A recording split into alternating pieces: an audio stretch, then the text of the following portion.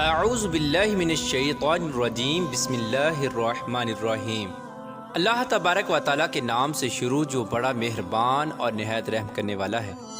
پیارا دوستو، آج کی اس ویڈیو میں کائنات کے سب سے بڑے بدبخت اور کافر کے بارے میں آپ کو بتائیں گے، یعنی فرعون کے بارے میں، کہ فرعون کون تھا اور کس کی اولاد میں سے تھا، اور فرعون کو فرعون کیوں کہا جاتا ہے، اور فرعون مصر کا بادشاہ بننے سے پہلے کون سا کام کیا کرتا تھا، اور یہ فرعون مصر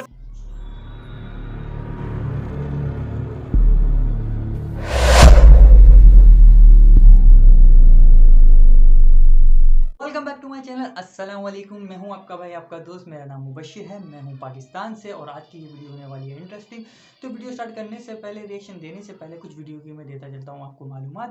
تو ویڈیو کی معلومات یہاں سے سٹارٹ کرتے ہیں۔ یہ ایک ایسے بدبخت اور کافر کے بارے میں ہے جو کہ پوری دنیا میں سب جانتے ہیں، کافر ہو، مسلمان ہو، نان مسلم سب جانتے ہیں ان کے بارے میں۔ یہ ایک ایسا شخص فرعون ہے، اب آپ فرعون سنتے سمجھ جائیں گے۔ یہ ایک ایسا بدبخت کافر ہے جس کے بارے میں بہت لوگ جانتے ہیں، اور بہت لوگ بہت زیادہ جانتے ہیں، یا تو کچھ نہ کچھ غلط جانتے ہوں گے۔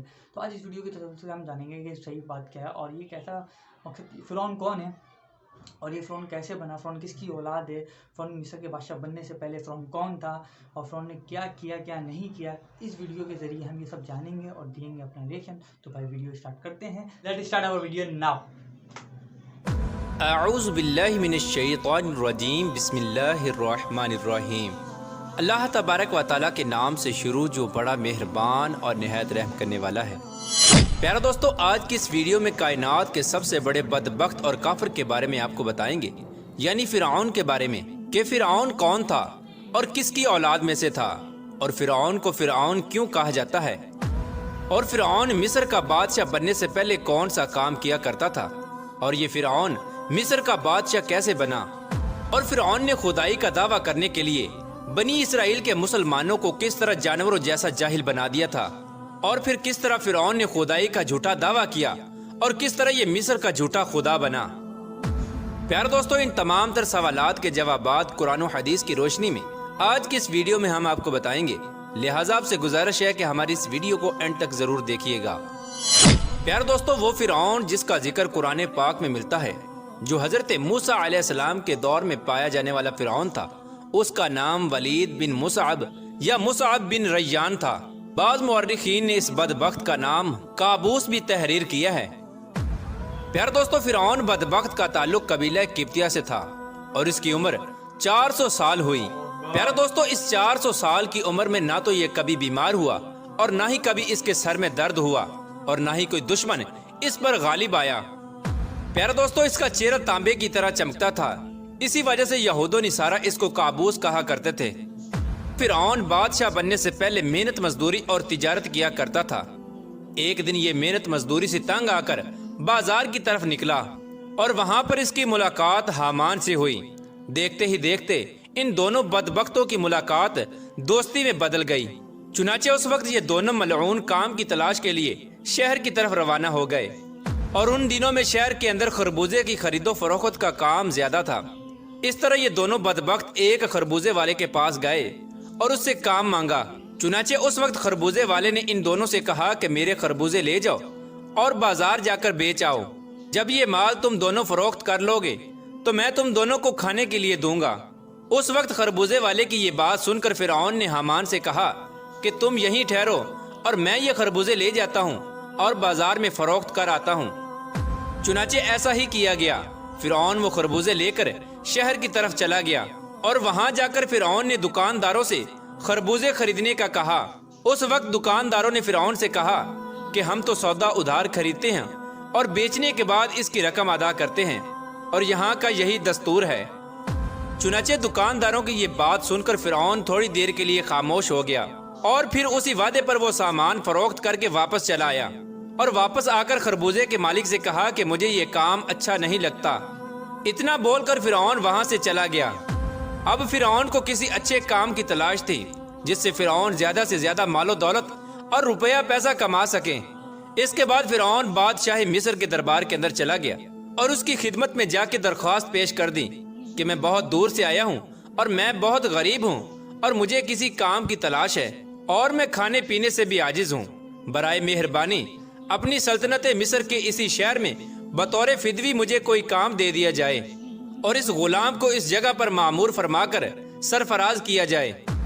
चुनाचे उस वक्त फिरौन की ये बात सुनकर मिस्र के बादशाह ने फिरौन से कहा कि तू कौन सा काम चाहता है।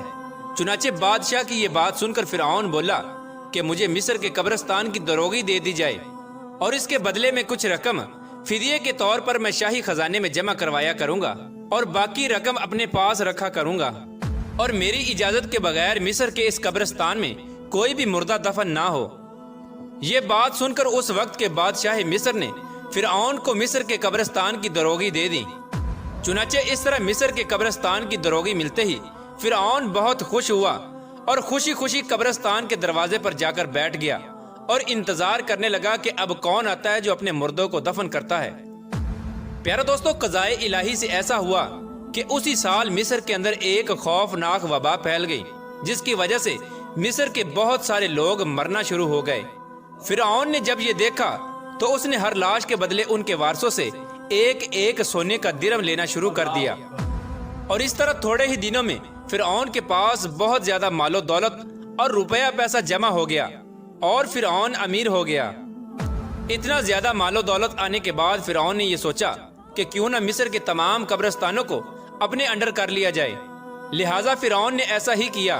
फिरौन ने मुकर्रबाने बादशाह को कुछ पैसे दिए और तमाम मिस्र के कब्रिस्तानों की दरोगी अपने हाथ में ले ली।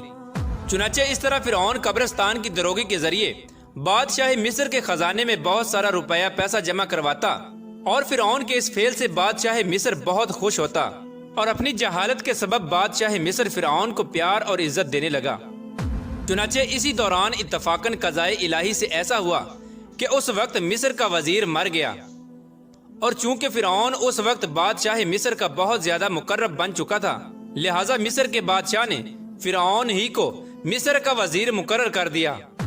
चुनाचे इस तरह इक्तिदार मिलते ही फिरौन इक्तिदार के नशे में बदमस्त हो गया और उसने अपने बदबख्त दोस्त हामान को भी अपने पास बुला लिया। उस वक्त फिरौन अपने दोस्त हामान से कहने लगा कि मैं चाहता हूं कि मैं खुदाई का दावा करूं और सारी मखलूक मुझको अपना खुदा माने और मेरी इबादत करे। फिरौन की ये बात सुनकर हामान बहुत हैरान हो गया और हामान फिरौन से कहने लगा कि अगर तू खुदाई का दावा करना चाहता है तो सबसे पहले बनी इसराइल की तमाम मखलूक को अपने हाथ में ले लो और उनके दिल में अपनी मोहब्बत पैदा करो। हामान की ये बात सुनकर फिरौन ने हामान से कहा कि ऐसा करने के लिए आखिर क्या किया जाए और ये लोग किस तरह मुझे अपना खुदा तस्लीम करेंगे, क्योंकि उस वक्त तमाम लोग हजरत यूसुफ अलैहिस्सलाम और हजरत याकूब अलैहिस्सलाम के दीन पर थे, और किस तरह वो लोग अपने दीन को छोड़कर फिरौन को अपना खुदा तस्लीम करते। उस वक्त फिरौन बदबख्त ने अपने दोस्त हामान से इसके बारे में कोई तदबीर निकालने का कहा। फिरौन की ये बात सुनकर हामान कुछ देर के लिए सोचता रहा और फिर ये तदबीर निकाली कि बादशाह मिस्र से ये दरख्वास्त की जाए कि मैं चाहता हूँ कि तमाम मिस्र के तमाम लोगों की तमाम तर ख्वाहिशात मुफ्त में पूरी की जाएं और उन लोगों के तमाम तर अखराजात में अपनी जेब से अदा करूंगा, और जो लोग जो चीज भी हासिल करना चाहें वो बिल्कुल मुफ्त में हासिल कर सकते हैं। चुनाचे उस वक्त बादशाह मिस्र ने फिरौन की ये बात सुनकर उसकी ये दरख्वास्त कबूल कर ली और 1 साल के लिए तमाम मिस्रियों को ये रियायत फराहम कर दी, और फिरौन ने 1 साल में होने वाले तमाम तर अखराजात की रकम हामान के हाथ में बादशाह मिस्र के खजाने में जमा करा दी, और पूरे मिस्र में ये ऐलान करवा दिया गया कि इस साल खजाना राइतों पर माफ है और हमने अपनी तरफ से तमाम तर अखराजात की रकम बादशाह मिस्र के खजाने में जमा करवा दी है, और मजीद 2 साल के अखराजात की मुआफी के लिए भी हमने सरकार अली में दरख्वास्त की है और वो भी कबूल हो गई है। चुनाचे फिरौन की ये बात सुनकर मिस्र की तमाम रियाया बहुत खुश हुई और मिस्र के तमाम गरीबों और मिस्कीनों ने फिरौन की तरक्की के लिए खूब दुआएं की। चुनाचे इधर मिस्र की रियाया फिरौन के इस अमल पर बहुत ज्यादा खुश थी, और उधर चंद ही रोज बाद कज़ाए इलाही से मिस्र का बादशाह अपनी मौत मर गया।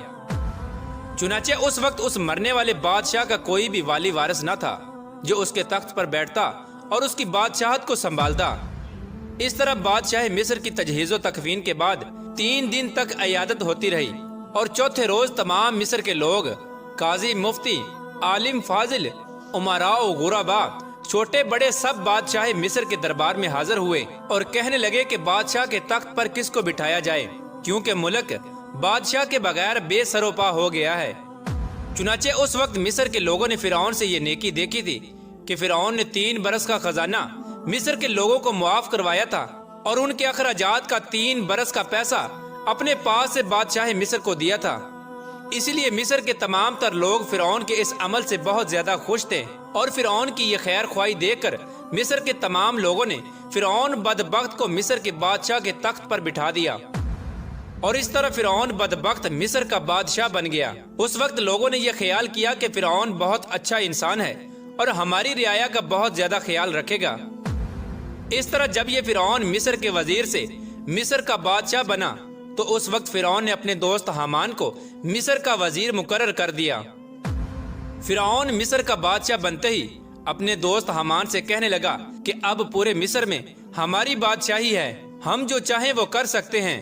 اس وقت فرعون نے حامان سے کہا کہ اب کوئی ایسی تدبیر نکالو جس کی وجہ سے مصر کے تمام تر لوگ مجھے خدا ماننے لگے اور میری عبادت کرنے لگے۔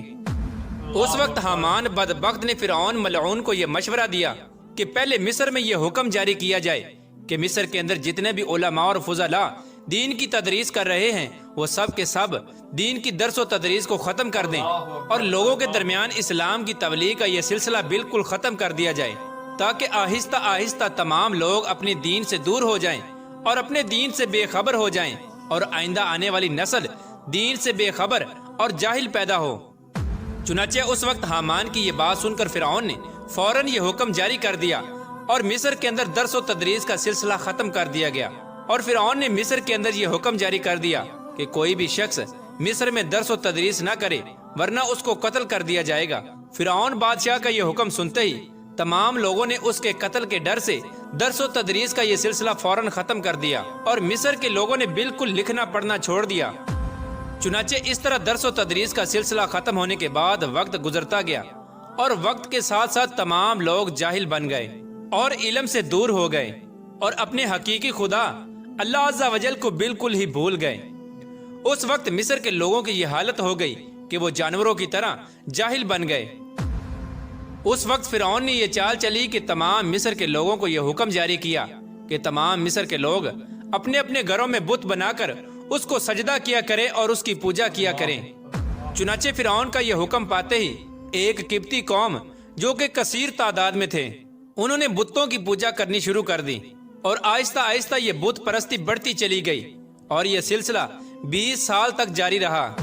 اور پھر اس کے بعد فرعون نے مصر میں یہ اعلان کروایا، اور اس اعلان میں یہ الفاظ لوگوں کے کانوں تک پہنچائے، جس کا ذکر قرآن پاک میں یوں ملتا ہے، جس طرح کہ اللہ تبارک و تعالیٰ قرآن پاک میں ارشاد فرماتا ہے، اور پس لوگوں کو جمع کیا اور لوگوں سے کہا کہ میں ہوں رب تمہارا سب سے بڑا اور بلند۔ پیارے دوستو، اس طرح کئی سال تک لوگ بتوں کی پوجا کرتے رہے۔ جب لوگ مشرک اور بت پرست بن گئے، اس وقت فرعون نے یہ حکم جاری کیا کہ اپنے گھروں میں موجودہ تمام بتوں کو توڑ دیا جائے اور مجھے خدا مانا جائے اور میری پوجا کی جائے۔ چنانچہ فرعون کا یہ حکم ملتے ہی تمام لوگوں نے ایسا ہی کیا۔ تمام قبطی قوم نے بتوں کو توڑ دیا اور فرعون کو پوجنا شروع کر دیا اور فرعون کو خدا ماننے لگے۔ لیکن قبطی قوم کے علاوہ دوسرا کوئی بھی فرعون کو خدا نہیں مانتا تھا۔ قبطی قوم ایک واحد ایسی قوم تھی جو فرعون کو اپنا خدا مانتی تھی۔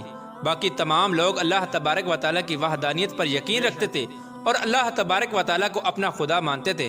اسی وجہ سے فرعون قبطیوں پر بہت مہربان تھا اور بنی اسرائیل کے مسلمانوں پر طرح طرح کے ظلم و ستم کرتا تھا، کیونکہ بنی اسرائیل کی قوم حضرت یوسف علیہ السلام کے دین پر تھی۔ اسی وجہ سے فرعون ان کو ذلیل کرتا اور ان سے بھاری بھرکم کام کرواتا۔ اللہ تبارک و تعالیٰ سے دعا ہے کہ اللہ تبارک و تعالیٰ ہمیشہ اپنی عبادت کرنے کی توفیق عطا فرمائے اور ہمیشہ اپنی وحدانیت پر ایمان رکھنے کی توفیق عطا فرمائے، اور اس ایمان کی حالت میں ہمیں جینا مرنا نصیب فرمائے۔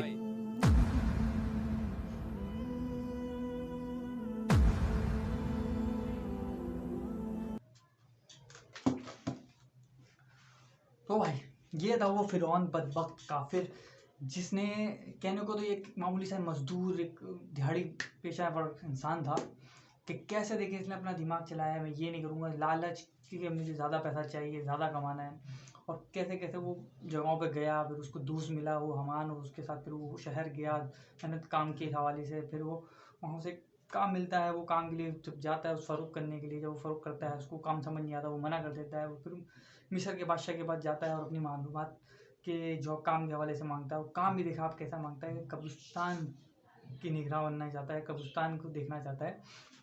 तो आपने उसकी सोच और फिक्र देखें कि कैसी दिखाई, और उसके बाद जब वो मिल जाता है उसे वो काम, वो लोगों के मरने का इंतज़ार करता है कि लोग मरें, और जब वो आएंगे गेट पे बैठ के उनका इंतज़ार करता है, उनसे पैसे लेता है, आपको अमीर बनाता है, और फिर बादशाह को के ख़जाने में भी वो डालता था कि बादशाह उसकी तरफ रहे।